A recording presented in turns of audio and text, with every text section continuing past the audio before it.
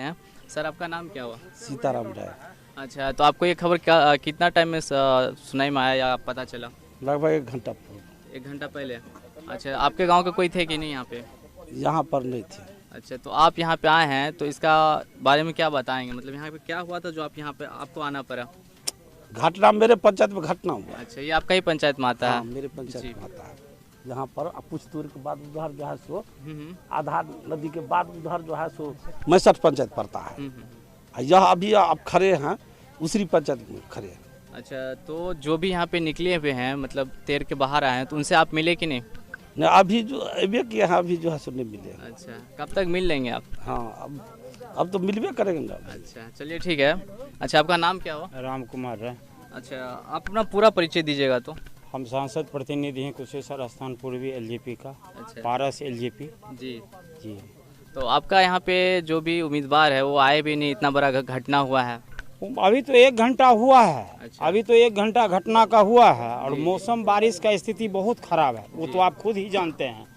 तो जैसे जैसे नेता लोग को जानकारी होगा वो भी लाएगा। हमारी तिलकेश्वर पंचायत में घर है, जैसे जानकारी हो वैसे नाव से तुरंत वहाँ से हम लोग आए। इससे पहले भी हमारे गांव में 2 दिन पहले भी ठनका से चला गया था गोलमा गांव में। उनको भी हम लोग सरकारी राशि से 4-4 लाख रुपया भी दिलाए और जैसे हम लोग का जानकारी मिला वैसे तुरंत हम लोग यहाँ आए हैं। अच्छा। और सबसे अभी मिलजुल रहे हैं और जो सहायता राशि होगा जो बिहार सरकार की तरफ से वो भी कतो इसमें नहीं हो जाएगा। 12 घंटा 24 घंटा 15 घंटा 10 घंटा के अंदर में जितना कम समय में हो तो सरकार का जो राशि 4 लाख रुपया है वो मिलेगा और 1 लाख रुपया जो भारत सरकार देती है यहाँ से जो बिहार सरकार रिपोर्ट देगी फिर उसके बाद हुआ। और ये बड़ी दुख की घटना हुई जो 2 दिन के अंतर में और एक ही बगल का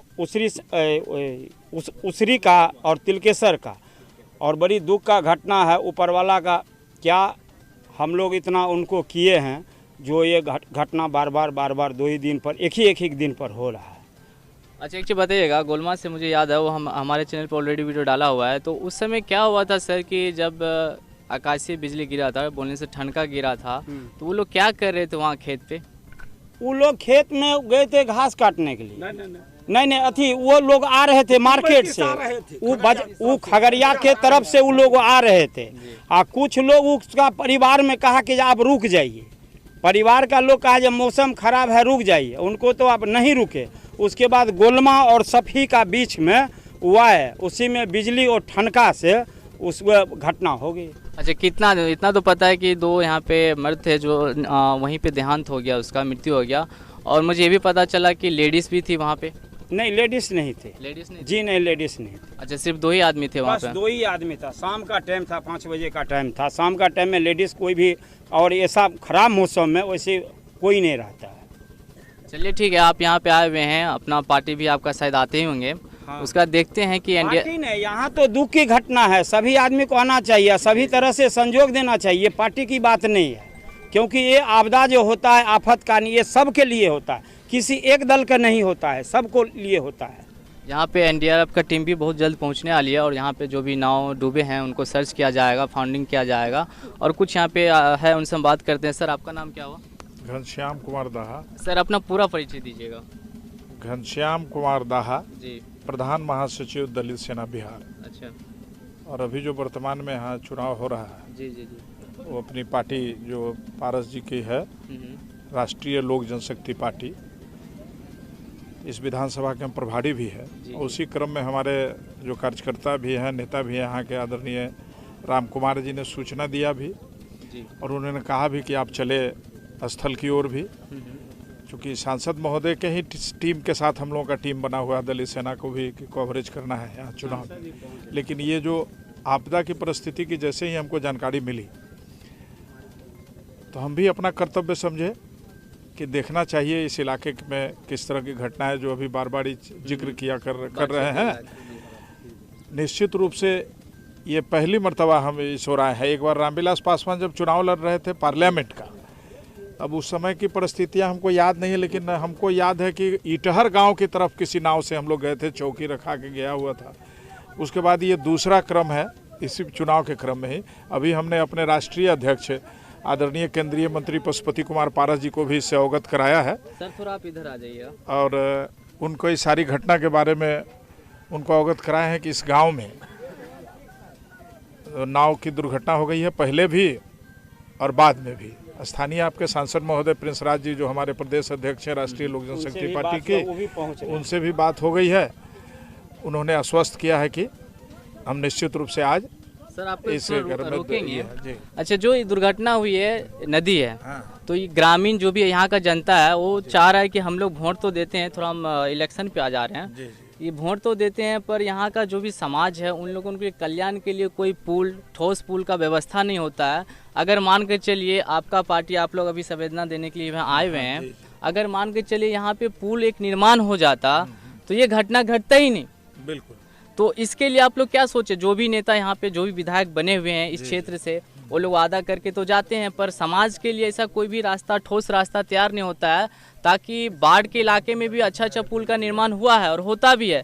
अगर पुल होता तो ये दुर्घटना हमें देखने को ही नहीं मिलता। इसके बारे में आप क्या बोलना चाह रहे हैं? देखिए, अभी तो ये चुनाव का समय है जी, और आपके जहाँ यहाँ आए हुए हैं, हम लोग चुनाव आचार संहिता भी लगा ही हुआ है। जी जी जी। कोई इस तरह की बात नहीं कर सकते हैं, लेकिन दलित सेना बिहार की ओर से और राष्ट्रीय लोक जनशक्ति पार्टी बिहार की ओर से भी हम अपने यहाँ के लोगों की तरफ से भी ये ज़रूर मांग करेंगे कि विकास के सिलसिले में जो बातें आ रही है, निश्चित रूप से बार बार आपदाएं इस इलाके की ओर हो रही है, तो हम जो दिखाई हमको दे रहा है उसमें कई पुलों की आवश्यकता है जी। और बिहार सरकार इसके लिए कर भी रही है, जहाँ भी हो सके रास्ता के निर्माण हो, पुल हो।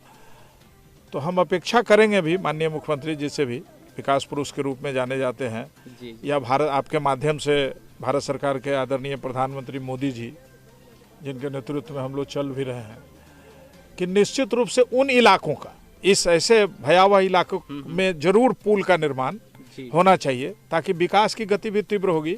और इस तरह की दुर्घटना, देखिए जान माल से बड़ा कोई रुपया पैसा और कोई चीज़ नहीं होता है, तो जान माल की सुरक्षा निश्चित रूप से होनी चाहिए। और जब पुल होता है या रोड का विकास होता है तभी किसी गांव, समाज या किसी वो डेवलप होता है, ये होनी चाहिए। आज हम आपके माध्यम से ये बात कहना चाहेंगे। सर एक चीज़ और, यहाँ पे जो 2 डेथ मतलब डूब चुके हैं उनको अभी तक पता नहीं चल पाया, खोजबीन तो जारी है, तो अगर उनको मिलते हैं तो उनको परिवार के लिए आप लोग का, पार्टी और जो भी है उनके लिए आप लोग क्या करेंगे? ये निश्चित रूप से हम लोग आपस में वार्ता करेंगे। अभी तो आपको बताया कि चुनाव का ये समय है, अभी कुछ किया भी नहीं जा सकता है, कहा भी नहीं जा सकता है। बावजूद भी अभी राम कुमार जी ने बताया भी है, हमारी संवेदनाएं हैं मृतक परिवार के प्रति भी। और चूँकि जो घटना हो गई है, अभी तक सीओ साहब से अभी हमारी बात हुई है, अंचलाधिकारी महोदय से, उन्होंने बताया है कि लाश का रिकवर शायद नहीं हो पाया है। वो टीम जो है एनडीआरएफ की वो चल चुकी है दरभंगा से, शायद आपके निकटतम गांव के आसपास में कहीं है। अभी उन्होंने दूरभाष से बात किया भी है, तो कोई ना कोई फलाफल तो निश्चित होगा।